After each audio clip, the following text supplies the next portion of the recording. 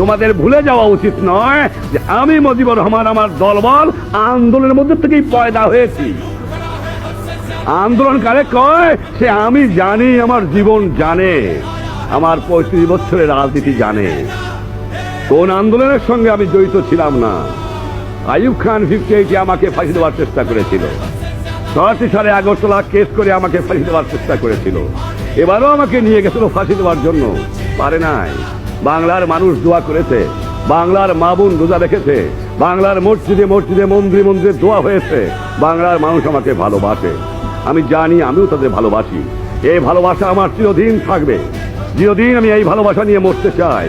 সেদিন বাংলার মানুষের ভালোবাসা পাবো না, একদিনও আমি আর বাঁচতে চাই না, একদিনও আমি আর ক্ষমতা চাই না।